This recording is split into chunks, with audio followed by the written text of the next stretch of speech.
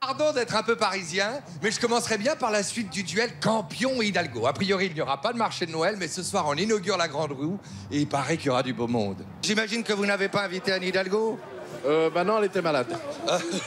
Bon, il y a un gros manque à gagner pour vous, là? C'est pas pour moi le manque à gagner, c'est pour les commerçants. 2000 personnes au chômage, 240 commerçants qui vont pas travailler. Bravo Madame Hidalgo, ouais. Bravo la mairie de Paris. Pour des socialistes, grande victoire. Alors pour une fois, la justice a l'air hésitante avec vous. Non, pas du tout. Donc la roue tourne. Non, pas du tout. La justice a oublié de juger, c'est tout. Ils ont pris un premier paragraphe, ils n'ont pas été plus loin, une journée et demie pour trouver le premier paragraphe. C'est juste une histoire de date. Mais ça sera jugé, je vais en cour de cassation, je vais au Conseil d'État. Et puis la mairie l'aura dans l'os parce que c'est logique. Lequel est Jean-Paul, lequel est Alain? Je sais plus, je vous ai... Alain? Jean-Paul, ouais, Bonjour, monsieur Belmondo, comment ça va? Bonjour. Ça va? Ça va bien. Bon, alors vous êtes venu soutenir Marcel quand même, vous êtes des amis de longue date.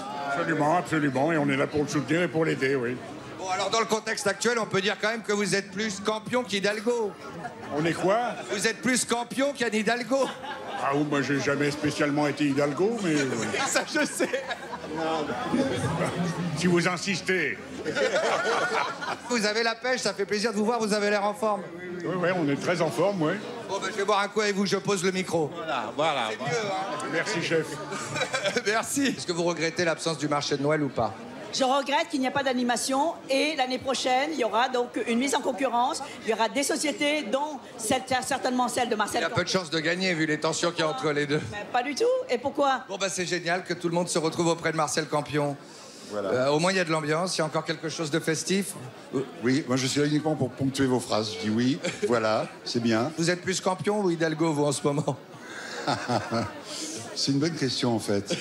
Et je peux pas donner ma réponse ici parce que je vais me faire insulter. D'accord. On a un soutien d'Hidalgo.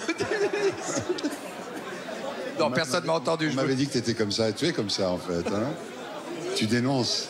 Oui, c'est dans le ton de l'époque en même temps. C'est vrai. Et ben voilà, après son interview, Madame la maire se détend complètement. Mais dites-moi, c'est pas une tenue, ça, quand on tient un arrondissement tel comme le 8e en plus.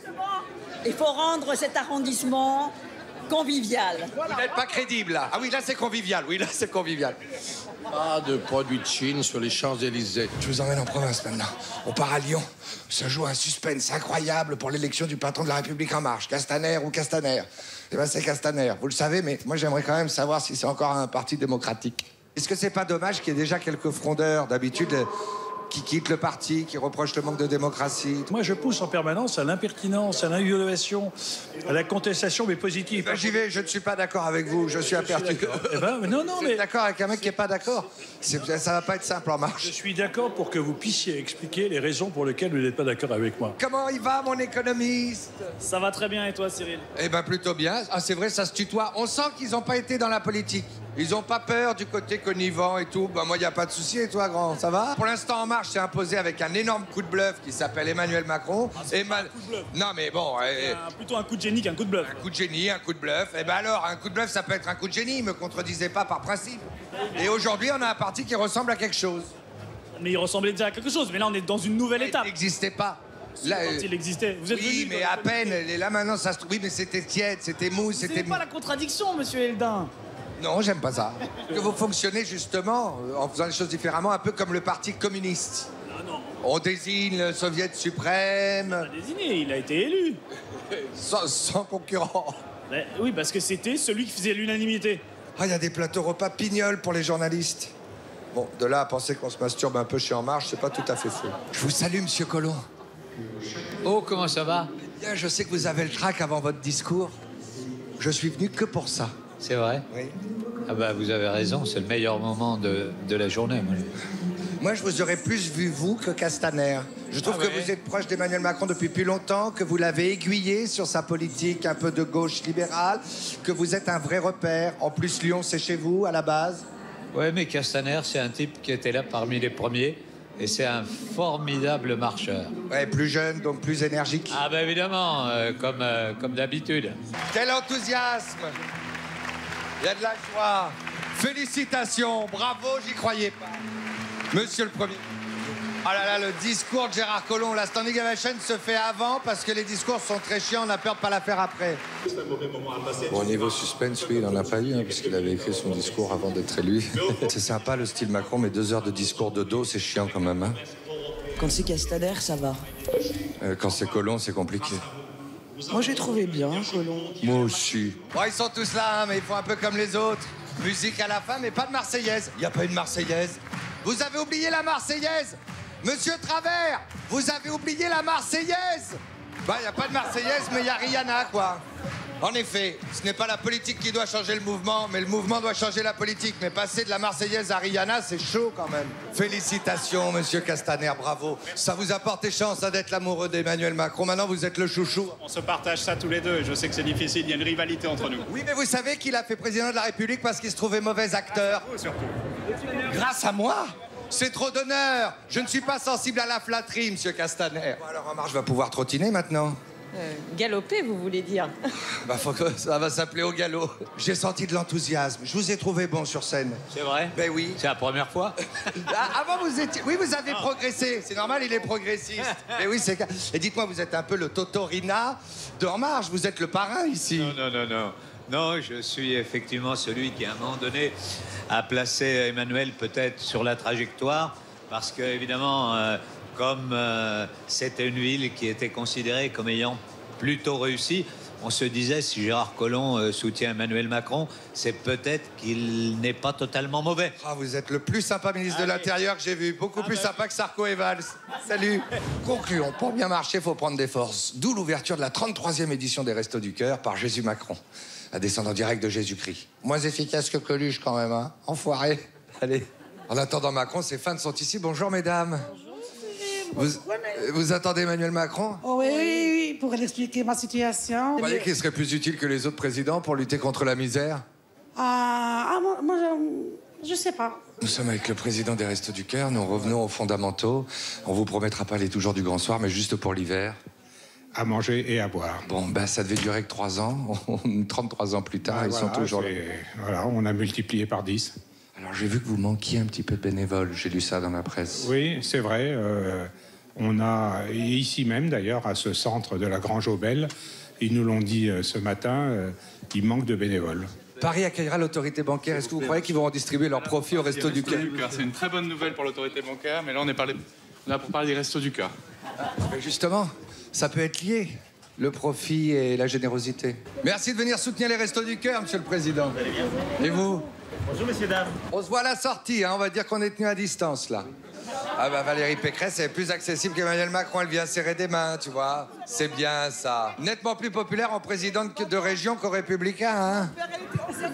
Regarde la dépendance, quand même. Ça aide à la popularité. Complètement figé, fait des sourires et coincé selfie. Est-ce que les gens qui viennent ici peuvent avoir des exigences en fonction de leur religion et tout ça, comme dans les cantines? Ils ont le choix, ils peuvent faire part de leurs préférences alimentaires. Très bien. Ils sont notés de façon à ce qu'on ne leur repose pas la question toutes les fois où ils viennent. Oh, c'est incroyable ce pays, moi qui pensais que c'était laïque. Il y a des menus végétariens aussi? Il y a tout, oui, végétarien si les gens veulent aussi. Mais on conseille quand même des repas équilibrés parce qu'il y a beaucoup d'enfants qui viennent. Et donc, il y a une aide à la parentalité. On éduque les familles à cuisiner les produits frais et on leur explique comment avoir une alimentation saine et équilibrée pour que les enfants ne souffrent pas de malnutrition. Vous qui avez été proche de M. Mitterrand, quand même, Michel Charasse. Et j'ai fait voter la loi Coluche. Et en plus, voilà, c'est quand même le monsieur qu'on doit interviewer aujourd'hui. Est-ce que vous avez noté une sensibilité sociale plus importante chez Macron que chez Mitterrand ou pas? Moi, je pense qu'ils sont, autant l'un que l'autre, sensibles aux difficultés et à la misère. Je viens de croiser Michel Charasse, il m'a dit que vous aviez une fibre sociale aussi développée que celle de Mitterrand. Attends. Alors que lui, il est que de gauche, hein. Pourquoi dans l'inconscient collectif, les associations comme les Restos du Cœur sont toujours plus efficaces que les gouvernements, monsieur Macron? Parce qu'elles font... Parce qu'elles font, elles donnent du temps et c'est beaucoup du bénévolat et elles donnent du temps, de l'engagement et ça remplace pas l'action publique. mais ça apporte quelque chose en plus. Vous travaillez main dans la main avec les Restos du Cœur, alors? Ah, on a besoin des Restos du Cœur. Malheureusement, la mission ne s'épuise pas. Et aujourd'hui, les migrations qu'il y a, les difficultés font que... Bonjour! Ça se passe bien pour vous dans les quartiers populaires? Pour ceux qui vous reprochaient de ne pas être sensibles au social? C'est qu'ils ne se déplacent pas assez dans les quartiers populaires, ça. C'est souvent les mêmes, oui. Bon, 8 millions de bénévoles, 135 millions de repas, c'est une des rares associations où on se désole de faire du chiffre ici, quand même. Ouais, mais heureusement qu'ils sont là. Mais en effet, s'ils sont là, c'est aussi parce qu'il y en a besoin. Et à côté de l'aide alimentaire, c'est l'aide sociale qui se développe. C'est-à-dire que c'est un partenaire essentiel des départements, des communes, de l'État, des régions, pour agir plus efficacement sur le terrain, prévenir les maladies, s'occuper mieux des enfants, ramener à l'école, ramener vers le travail. Et donc aujourd'hui, c'est devenu une plateforme d'accompagnement social. On dit qu'on manque de bénévoles au Resto du Cœur aujourd'hui. Il y a des bénévoles, on manque d'approvisionnement, donc il faut que... Il y a une loi qui est passée il y a quelques années contre le gaspillage alimentaire, elle est appliquée et on va renforcer encore son application. Mais moi, je demande à tous les supermarchés, les épiciers de s'engager pour lutter contre le gaspillage alimentaire et donner ce qui est en trop et qui est parfaitement utilisé et distribué dans ces centres. Et ensuite, on a besoin aussi de l'aide des pharmaciens, des crèches pour pouvoir distribuer certains produits. Il n'y a pas des contraintes européennes, justement? Et l'Europe, non, aide ici beaucoup. Il y a une vraie action européenne qui est menée pour l'aide alimentaire. Et l'Europe aide et finance une partie de l'action. Merci, Monsieur le Président.